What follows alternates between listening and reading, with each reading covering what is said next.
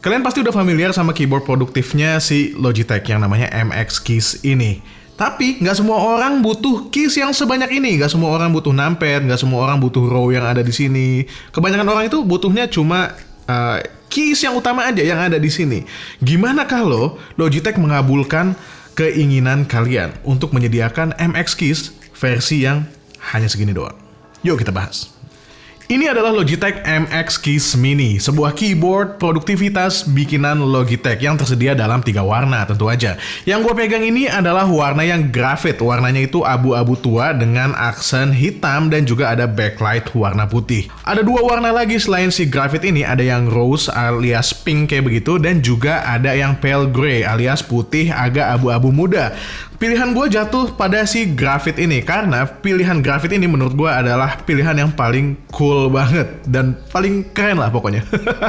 Tapi tentu aja warna itu selera, bergantung pilihan kalian yang mana. Logitech Indonesia masukin 2 warna yang lainnya itu menurut gue adalah opsi yang menarik banget karena kalian tidak terjebak dalam satu warna yang graphite ini aja. Yang sama tentu aja ada di build quality-nya. Kedua keyboard ini punya build quality yang sama-sama kokoh, sama-sama mantap. Bodi bagian atasnya ini terbuat dari aluminium dengan bodi bawahnya ini terbuat dari plastik. Sama, keduanya pun sama. Aluminium juga plastik.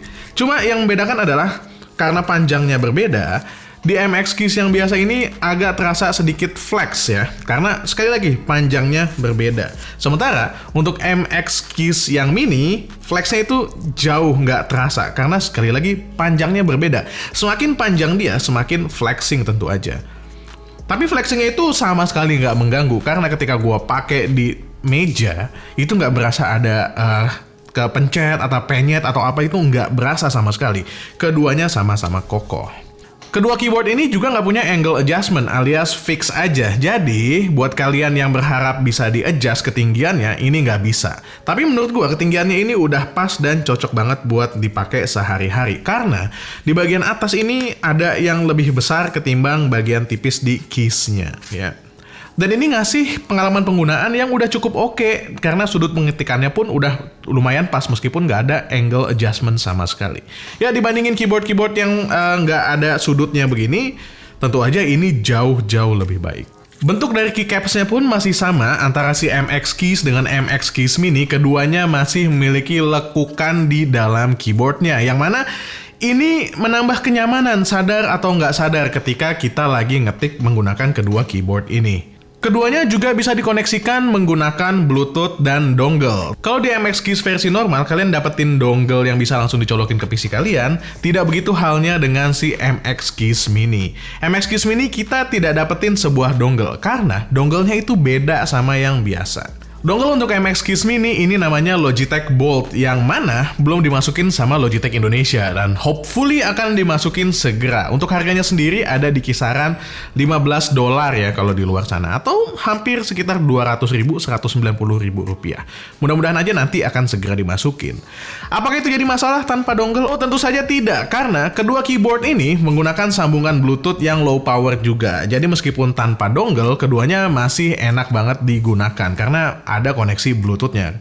Keduanya sama-sama bisa nyambungin ke 3 device sekaligus, tapi hanya bisa dipakai di satu device di satu waktu tentu aja. Keduanya juga memiliki desain tombol yang menurut gua sama. Untuk pengguna Mac biasanya kalau beli keyboard itu khawatir Legend-nya itu ada logo Windows-nya atau nggak ada option dan komen. Jangan khawatir karena Legend di MX Keys dan MX Keys Mini ini bisa mengakomodasi keduanya tanpa harus masang logo salah satunya. Logo Apple nggak ada tombolnya ya. Tanpa harus masang logo Windows. Keduanya juga menggunakan backlight putih dengan proximity sensor yang mana dia akan otomatis mati ketika dia tidak mendeteksi ada tangan di sekitarnya atau tidak ada barang apapun di sekitarnya, makanya dia langsung mati. Dan ketika tangan kita langsung mendekat ke keyboardnya, dia akan otomatis nyala. It's just like magic. Dan gua duga selain Bluetooth low power consumption-nya, proximity sensornya itu juga yang membuat keyboard ini awet banget baterainya. Untuk MX Keys Mini, Logitech ada bilang kalau baterainya ini bisa tahan sampai dengan 5 bulan kalau backlightnya kita matiin, dan 10 hari kalau backlightnya itu ada di posisi paling tinggi. Gue pribadi nggak menggunakan backlight di posisi yang paling tinggi, tapi di posisi paling rendah aja. Udah 3 minggu gue pakai dan dia belum minta charging sama sekali.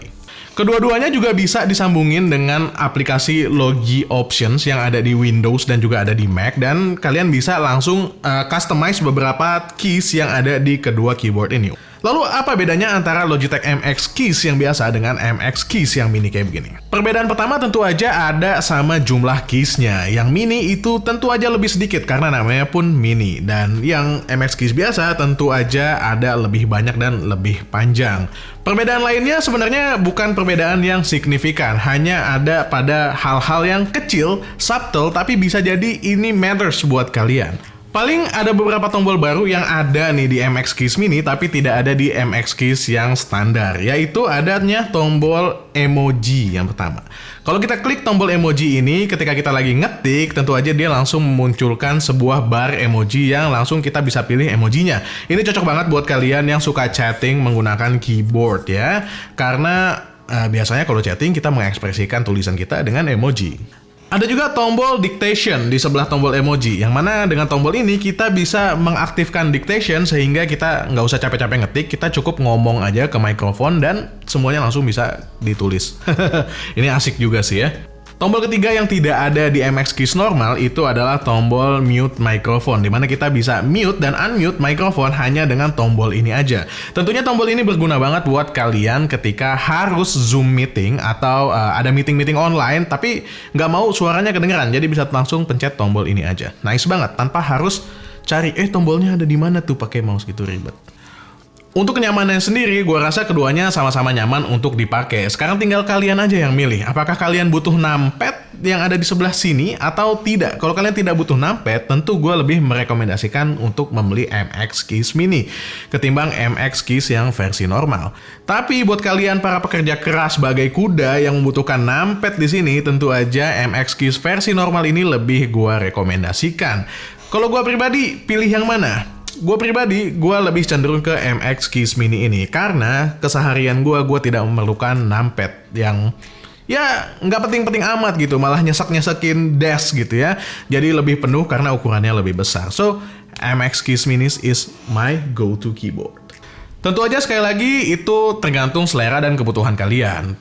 Tinggal dilihat-lihat aja kebutuhan kalian lebih cenderung kemana, yang normal atau ke yang mini. Oke, itu aja ya, gue Dian dari Main Lagi pamit. Mudah-mudahan video ini bisa membantu buat kalian yang lagi galau antara beli MX Keys biasa atau MX Keys Mini, atau buat kalian yang lagi galau untuk nyari keyboard yang mana yang lebih fungsional buat kebutuhan kalian.